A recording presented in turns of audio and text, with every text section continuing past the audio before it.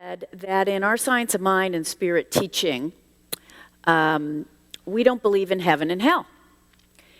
And it's true and not true. It's a yes and no.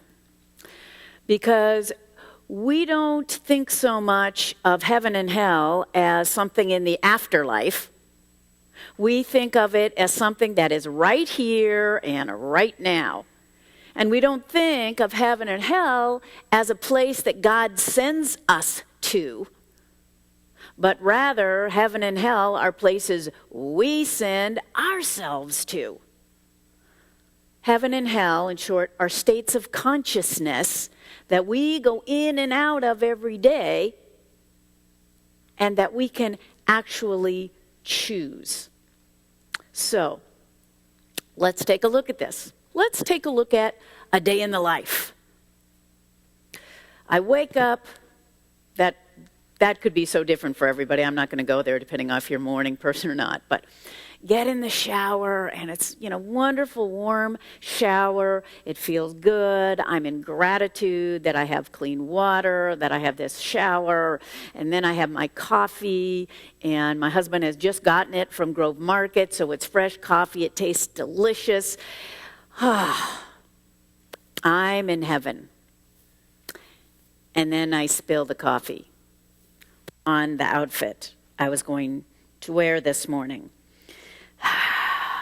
So I have to go in the closet and figure out a new outfit, and I'm worried about running late, and I think, oh my God, I'm going to be late, and this is going to be terrible, and I just start, I'm late, I'm always late, why was I such a mess, why was I so sloppy to make a mess, and I just start beating up on myself and say, oh, you're always so sloppy, I need to be more mindful, I should be more mindful, I'm a minister, and I've just slid into this wonderful conversation that I've had with myself before, maybe some of you have had it, and then I get in the car, and somehow all the people on the road are not clued into the fact that I am running late. And so they are going very slow, and I'm just getting behind them and saying, come on. 10 miles an hour, can you pull over and then get the view? And then I'm listening to myself and feeling not very happy about myself, and then I notice what they're looking at. And I see it's our beautiful coastline. And I see a wave crash off a rock. And then I'm lifted again into that wonderful place of joy and delight. And then I get to the office, and there's a call from somebody complaining about something I just didn't do quite right again. Or maybe I get to the office, and there's actually a call from my daughter who just wanted to call and cheer me up. And I talk to her, and she reminds me how grateful I am that I have a child in the world. Any of you have days that do this? We go in and out of heaven and hell, in and out of heaven and hell. And, it can be kind of exhausting. It's kind of the buffeting experience. There's another story to illustrate the daily heaven and hell, or the idea that it is really our states of mind. It's an old Buddhist story. A samurai strides into the monk's quarters, and he's got his sword, and he is used to everyone obeying his command, and he said, "Monk, Are, teach me about heaven and hell." And the monk, who is of course sitting in his zazen position, looks at this towering samurai and starts curling his lip and says, You disgusting, filthy pig, as if I could teach you anything, as if you would be capable of understanding anything, you thick-headed, dirty block scum. And the samurai, who is not used to anyone treating him this way, is enraged. He pulls out his sword, ready to strike the monk down. The monk says, "That's hell." And the samurai's hand holding the sword drops to his side. And he's filled with humility.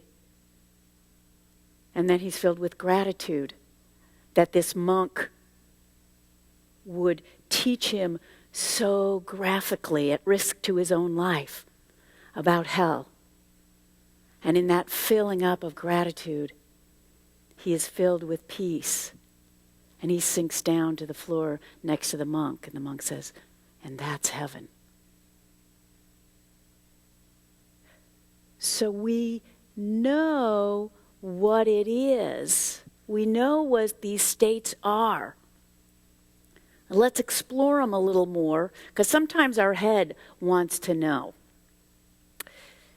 The idea that heaven is not a far-off place, but right here, is not new. It is not new to us in metaphysics. In the Gospel of Thomas, which was one of the Gospels not put into the canon that became the Christian scriptures, it was found at a place called Nag Hammadi, and it's no commentary, nothing about Jesus' life, just his sayings, and it is said that Jesus said, heaven is not in the air. If it were, the birds would get there before you. And the kingdom of heaven is not in the sea. If it were, the fish would get there before you. The kingdom of heaven is within you. And it is all around you. And many Bible scholars also believe that when Jesus said elsewhere, the kingdom of heaven is at hand, he meant it more literally. It's right here. Not, it's coming, repent for it's coming. No, it's right here. So that heaven is right now available for us. And it is that experience that we so love. I know my heaven. I got to experience one of my heavens this weekend. On Friday, we went down to see Steve's 2-year-old granddaughter. She kind of, every couple of months we go see her, and she kind of switches off in her development who she's more attached to, and this time it was my turn. So she was wanting to be held a lot, and at one point we'd been there for several hours, and she was kind of tired because she's been running around and running around. But she wanted to be held, and then she just put her head on my shoulder. If any of you have had your own children or grandchildren or any other child that you're attached to, that when they just trustingly put their head on and hold you and you hold them, for me, that's heaven. What's your heaven? Begin to think about it. What are your heaven experiences? I would bet that they can be defined, as our founder, Ernest Holmes, would say, by a state of happiness. By just that state of happiness. Ernest Holmes said, it's not a locality, heaven not a locality, it is a state of happiness. And further, really, it is when our mind, our soul, our body feels in harmony with the divine. We feel that everything is flowing. We feel that sense of connection with spirit, with the infinite, with God, whatever you want to call it. So it is that sense of being connected that we all long for. That sense of being connected to the source of all that is. And for some of us, that really shows up in that oneness to know that we are loved and that we are loved. That is the heaven experience. Now, what about the hell? Well, I know sometimes great hell experience is trying to navigate when we have to call the phone company or an airlines or something, or no, the bank is really the best, and say, okay, what is it that you want? Do you want this, this, or this? And then press 1, 2, or 3 based on what you want to get somebody for. And I never have anything that fits in those categories. And so I'm waiting, trying to hear my category, and then clicking something else. And they say, okay, what do you want? And then I try to describe it. And it's always something complicated. And they go, I didn't understand. The voice says, I didn't understand that. And on and on and on and on. You know, I just want a person. And so that, depending on the day, can kind of send me into hell. Sometimes for some of us, that traffic, that really slow traffic, or somebody who's just on your tail, you can't move, you have somebody right next to you on the road, you have somebody who's bound and determined to go a certain speed ahead of you, but that person's right on your tail. That can feel like hell. I know for me, even more than that, is when I get stuck in an argument, and when I mean I get stuck, is there's a part of me that knows that I am wrong or that this argument isn't getting me anywhere, and I feel helpless to get out of it. And then I start feeling wrong, and which makes me cling onto my point of view more strongly, and I feel wronger, and I feel not enough, and that's my personal deepest hell. Feeling not enough, because there's a familiarity about it, and there's part of me that in those moments believes that's the truth of me. That is hell. What's your hell? I'm betting that it is something like that, whether it's you're feeling not enough or unworthy or sometimes just out of control. When I was raised in the Episcopal Church, what we learned was that hell is where God is not. And it was interesting because we're also taught God is everywhere present. So hell isn't so much that there is some place where God isn't, but it's the place where we feel we have lost our connection with the infinite. We feel separate from the source of our being. And something in us says, this is the way it's always going to be. So we feel separate from our source, separate from the divine, separate from love, separate from any good that we might be seeking, our dreams, our desires from life, feeling that cut off. So it is just as heaven is that sense of harmony, hell is that disharmony. And often for us as human beings, it's because our ego has gotten in charge. And our ego is that place of judgment and almost by definition of separation. You are you, you are different, I am me, I am different from you. And if I start feeling less than you, boy, I sure better find ways to be better than you. And then we have to get different, more separation. So if somebody triggers us in that way, we go into judgment, we go into criticism, we go into that feeling of being separate, and we start getting that feeling of hell. I was going to say I don't know about you, but I think I do know about you, about all of us. None of us truly loves that feeling of spending time, conversation, energy on seeing how wrong someone is. We get stuck in it and we do it. But it doesn't feel good and it doesn't feel right. And it's hell. But what's the truth? The truth is God never goes anywhere. God is everywhere, in every atom, every place. And that heaven, that connection, is our natural state.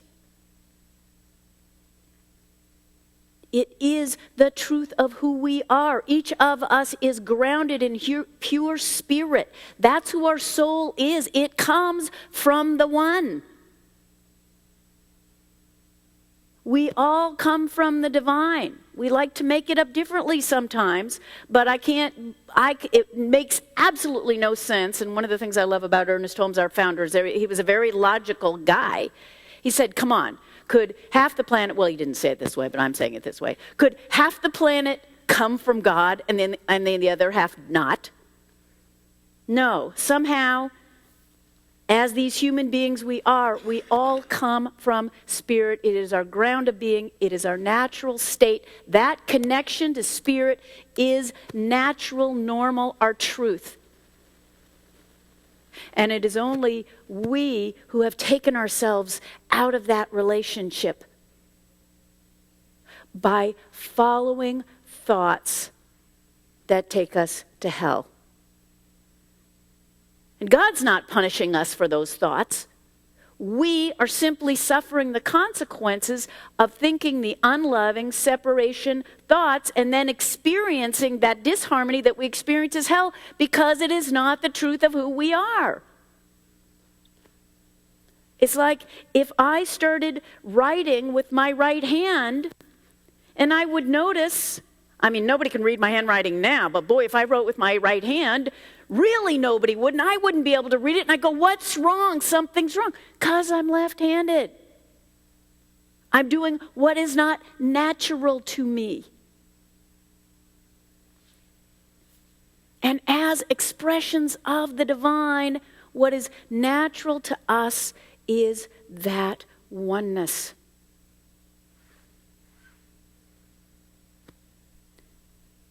And that hell is because when something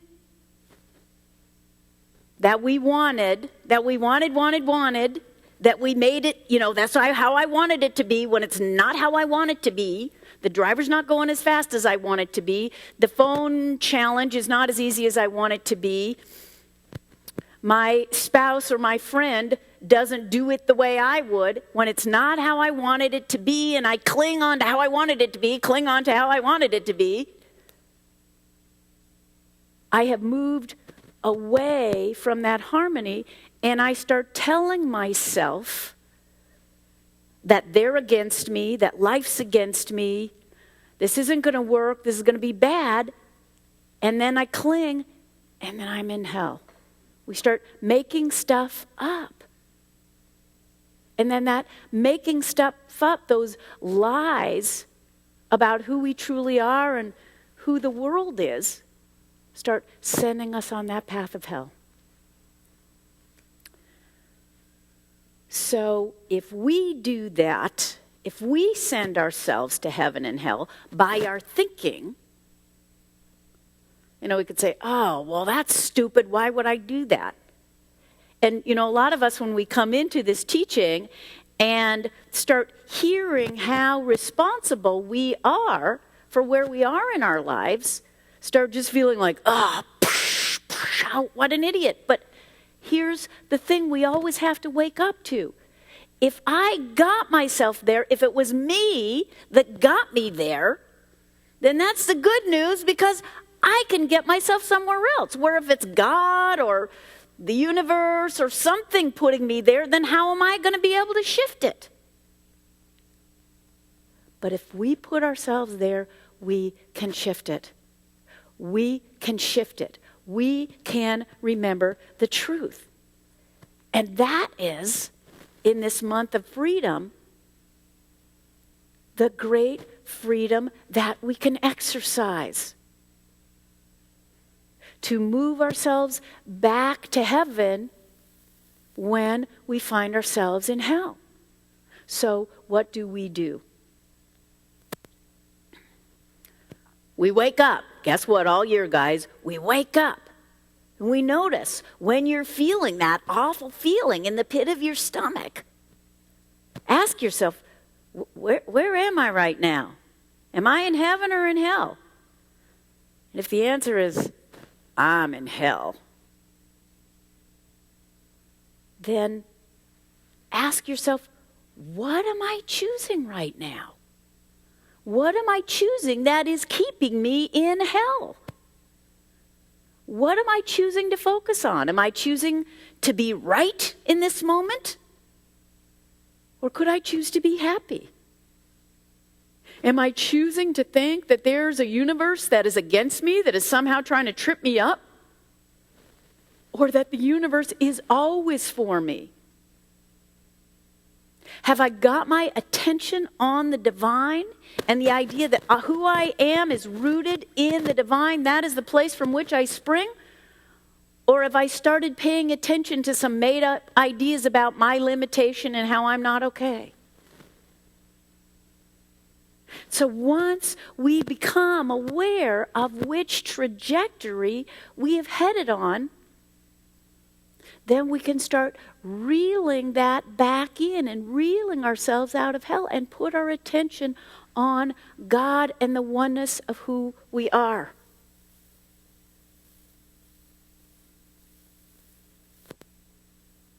And it isn't that necessarily it'll happen in a split second, although I can tell you so many times, and I know most of you have had this experience, just the wake up, wait a minute, what have I just done? Where have I just put myself? Is enough to shift us. And I will also tell you that making the shift, being awake to ask the question and be able to make the shift and being able to tell ourselves the truth and feel it is a heck of a lot easier to do when we have regular spiritual practice. It is very hard to start shifting ourselves to reconnecting with God if it's been 8 months since we ever sat down in prayer and meditation. It's hard to do. It isn't that God goes anywhere, but it's we're out of practice. And that's why I say every day, the best thing we can do for ourselves is connect with that infinite. It makes it so much easier to have very short touches into hell instead of days there. And if you find that you can't make that connection, that reconnecting up with Source, that is when you see a practitioner. That is when you call up a practitioner and say, I need to remember, just as Jack said, I need to remember the truth of who I am. And spend some time bathing and basking in truth. Because the world can want to inundate us with the lies. And we need to spend time and sometimes get support in basking in that truth of who we are. And remember that we can always choose heaven. It is a choice we make. That we let go of the separation. We let go of the need to be right. We let go of the idea that there is something more important than our connection to spirit, than our connection to love. And if you can find me something that's more important to that for you, I'll be very surprised. Let's pray.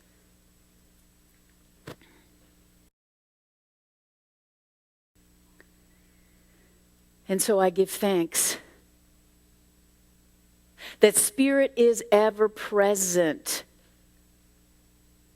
waiting for me to turn to it, waiting for it to reveal itself, waiting for me to ask Spirit to reveal itself. And the answer is always yes.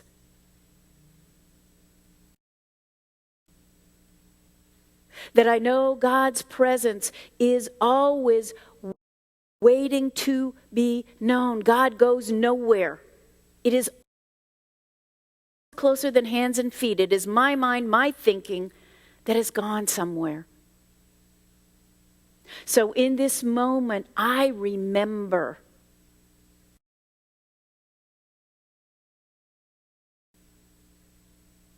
that I can turn my attention back to God. Attention back to God. That I can know that joy, that love, that connection. That I can go there, that I can remove myself out of any hellish thinking.